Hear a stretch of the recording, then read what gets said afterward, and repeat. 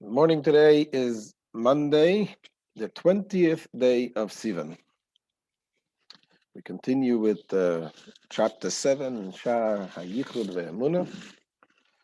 Yesterday, we spoke about the need that Hashem needed us to be in a world where He is concealed.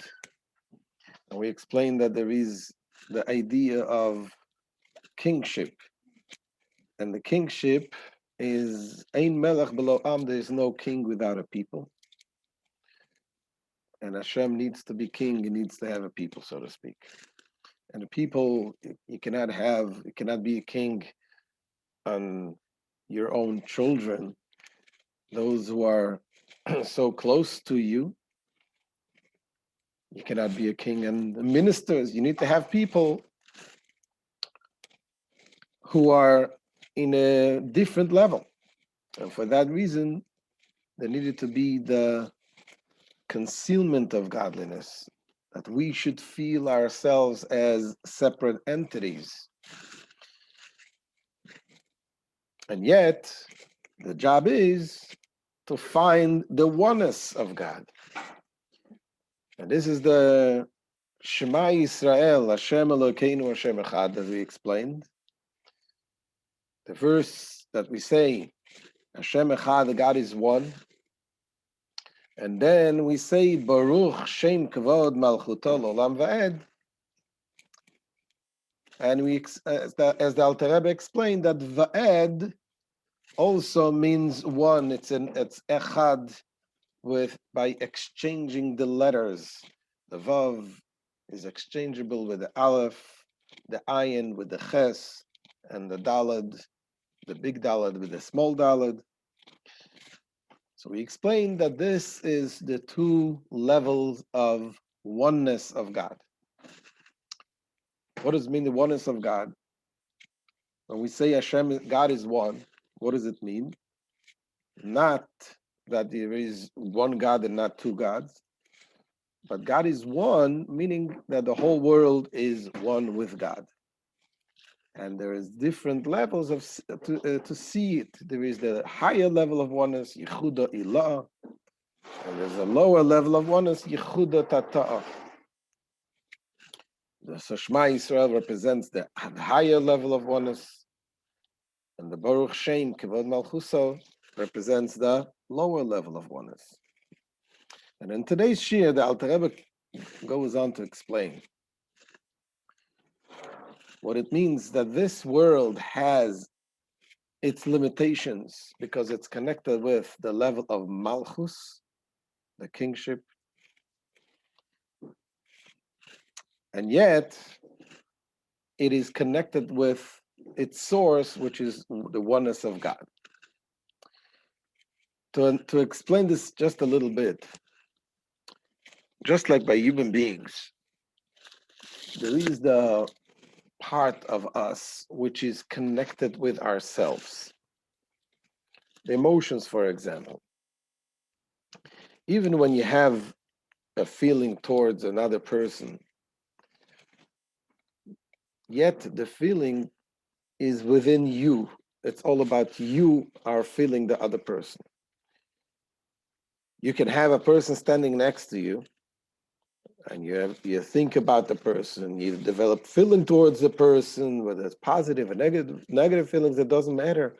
But that person may not even know that you think about him, may not even understand that you feel certain feelings about him. It's all about you. The other person is just, it doesn't have to be a person, it could be anything in this world. So it's about you are developing the feeling. The feelings is within you. It's within your world. At what point do you have a connection, a contact with the other person? This is the Malchus, the kingship. Kingship is called the dibur, the speech. Malchus, it says in the Zohar, is peh, the speech. Once you start speaking, is the speaking already connects with the next world, with the other person. There, the other person already takes shape and form and takes place in your life. Now, in a sense, it is also similar to what we speak about the kingship of Hashem. In the higher levels, this world does not really take place as a world. Only in the lower level, the level of Malchus, the kingship, there the world takes its shape and form, which is connected with space, connected with time. This is all connected in the lower level, the level of Malchus. There, the place that this world takes its shape, and it's called Olam, from the world. Then the Olam means a world. It comes from the word He'elem, which means concealment, and so on. So let's see how the Alter Rebbe says this in Tanya. Says the Alter Rebbe, V'hinei Geder ubchinas shem oilam.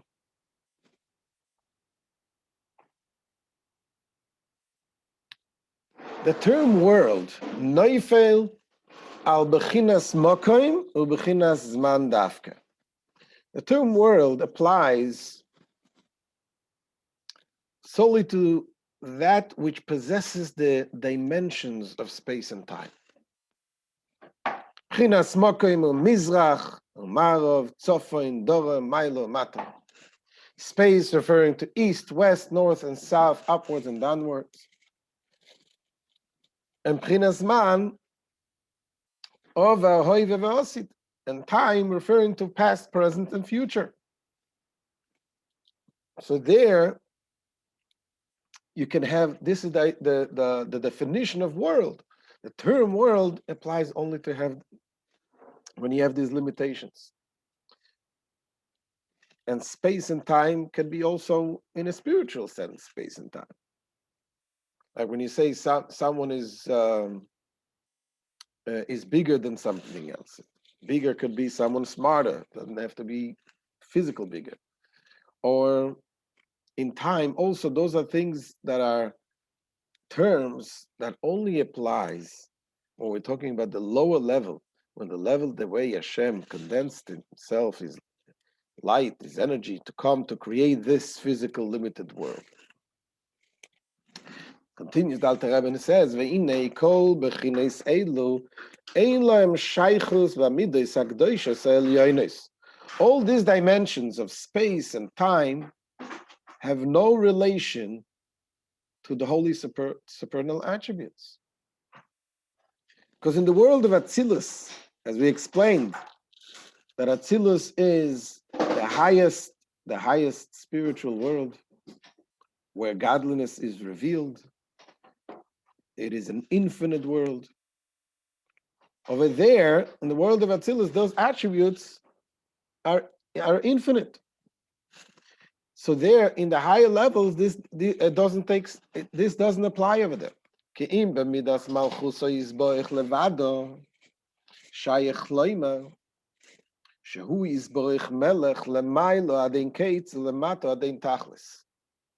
Only concerning the attributes of Hashem, God's Malchus, it is possible to say that He's king above without end and below without limit. And likewise in all four directions. So this idea, this limitation of space only applies only once Hashem reduced his light into the level of Malchus. As we say, Malchus, the kingship, is compared to speech, which communicates something else to others. The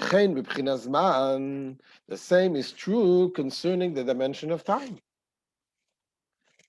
That the dimension of time also doesn't apply in the higher levels. It's above time. We say, the famous saying, we say, Hashem Melech, Hashem Malach, Hashem Yimlech. God reigns, God has reigned, and God will reign. So we see it defines in time, past, present, and future. You see, this thing, when we say Hashem, that is in past and present and future, we don't say in other midos, in other attributes. Melech is king, which is connected to Malchus. So in kingdom, in kingship, in Malchus, you have the idea, you have the concept of past, present, and future. Melech in present, Malach in past, Yimlach in future. So in this level of Malchus, you have these definitions of the differences in space and differences in time. So what comes out from here? So the point that the Alter Rebbe brings here is that we have the Avaya. We have the level of Hashem. And we have what we need to do. There is the concept, the idea, the Hashem, the way he's above time, above space. And there is the Hashem, the way he reduced himself, he reduced his light, his energy from Hashem into the level of space and time. Now, what we need to do is we need to combine. We need to bring the godliness and to bring out the oneness of Hashem, that in space, in time, there is the oneness of Hashem. There is the Hashem which is above space and above time. V'nimtzo, says the Alter Rebbe. The shechayus ha'mokim v'chein chayus hazman v'hisavusa me'ayin liyesh. Says thus, the life force of space and likewise of time, and they're coming into being from nothingness, v'kiyumam v'kol zman kiyumam, their existence, as long as they exist, as they shall exist. V'kiyumam kol zman kiyumam humimidas malchuso yizborich. So they are from God's attribute of Malchus. V'shem Adnus Baruch Hu. And this is from the name Adnut. We say Aleph, Daled, Nun, Yud, Adnus. Adnus is like the master of the world, which refers to Hashem the way he is in limited himself in this physical limited world. Ulefi shemidas Malchusay. Yisborich meyuchedes b'mahusay ve'atzmusay yisborich v'tachlis hayichud. Now, since God's attribute of Malchus is united with his essence, and v'musay ve'atzmus v'tachlis hayichud, in absolute union, is being in absolute union, as shall be explained. Ilkoch, therefore, gam bchinas hamokim ve'azman beteilim b'metzius legabe mahusay ve'atzmusay yisborich. Therefore, he says space and time, which are created for Malchus, are therefore also completely nullified in relation to God's essence. Kebitul oir hashemesh b'shemesh. Just as the sunlight, while it is within the orb of the sun, is nullified in the sun. So yes, Hashem created this world in a limited way, but being that everything is from the essence of Hashem, therefore it is completely nullified. And here the Alter Rebbe comes and brings, it says, in the Kabbalistic terms, we can see also the way that Hashem is connected with Avaya. The idea in the Kabbalah, we find Shiluv Shem Adnus B'Shem Avaya. This is the meaning of the alternation of the letters of the name of Adnus within the letters of the name Havaya. What does it mean? It means that you have in some Sidurim, you have actually printed these letters of the name of God, Havaya, Yud Kei Vav Kei, with Aleph, Daled, Nun, Yud, intertwined within each other. I'll show you an example here that I found from an old Siddur, a Sephardic Siddur, here that talks about, you can see, So you have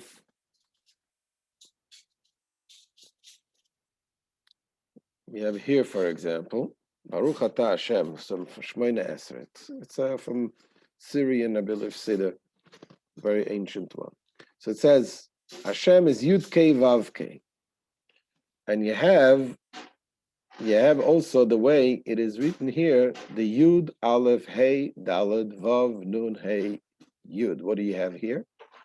You have every second word, every second letter is a different word, a different name of Hashem. You have the Yud, the Hey, the Vav, and the Hey, and in them, in between, you have the Aleph, the Daled, the Nun, and the Yud. But which comes first? First comes the Yud Kei Vav Kei. Yud Kei Vav Kei represents the Avaya, the name of Hashem, which is above time, above space, the source of Hashem that creates everything. The Aleph, Daled, Nun, Yud represents the Adnut, the world, the way we see it. Hashem, the way He is limited in this world. So when you have the Aleph, Daled, Nun, Yud in the Yud Kei Vav Kei, it represents the nullification of this world. The way it's limited, it's nullified and completely within the name of Yud Kei Vav Kei. Sometimes you have, and the other order, like over here, for example. Here you say you have the Aleph first, rather than the Yud Kei Vav Kei first. You have the Aleph, Daled, Nun, Yud first. Again, the Aleph, Yud, Daled, Hey, Nun, Vav, the Yud, and the Hey. So again, here, the Aleph. What is the one dominant is the Aleph, Daled, Nun, Yud. Whatever comes first, this is the more dominant one, which represents basically, it represents the two levels that we said, the oneness of Hashem, which is called Yichud Ila'a or Yichud Tatorah, the higher level of oneness or the lower level of oneness. The higher level of oneness is when the Yud comes first. That means that nothing exists, really everything is nullified, just like the sun light is nullified when it is within the sun itself. The lower level of oneness is when we see ourselves as separate entities, but we reach to the understanding that we are connected with something higher, with Hashem. So this, what Alter Rebbe says here, this is the meaning of the Shiluv Shem Adnos B'Shem Havaya.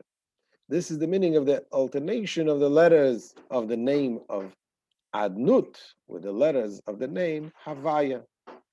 Kishem Havaya Moire Shehu Lemailo Min Hazman Shehu Oyev V'Oyve V'Hiye Berega Echad. The name Havaya indicates that He transcends time, that He was, He is, and will be all at the same instant. As it says, it's stated in the Raime Imne part of the Zohar, Parshas Pinchas. V'chein lemaila mibchinas makom. Is likewise also the name Havaya transcends space. Ki hu mehave tamid eskol b'chinas hamokim kuloi milemaila ad lemato uledalet sitrin. Because it continuously brings into existence the whole dimension of space, from the uppermost level of space to the lowermost level of space, and in four directions. This is what is called the Yichud Ila'a. Where do we see examples in this world? We see it also in the Torah. When you have space that is limited and not limited in the same time, we find it in the Beis Hamikdash, for example. Mokem ha'orein eine min hamida, where the place, the ark, the holy ark in the Kodesh HaKadoshim, the Holy of Holies, had a certain limited space, but yet it didn't take space. It had its space. It was, the width was an amma and a half, and yet the room was 20 ammas, And yet, when you measured from each side of the Aron, of the ark, you found 10 on each side. That means that place didn't take place. There's another example also, the miracle that it mentions in Pirkei Avot. It says, "Oimdim tzefufim u'mishtachavim ravachim."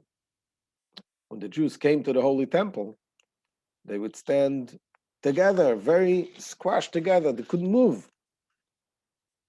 But then when it came time that they had to bow down when they heard Hashem's name, and they needed to bow down, all of a sudden there was space for everybody. So you had the space and the limited space and infinity came at the same time.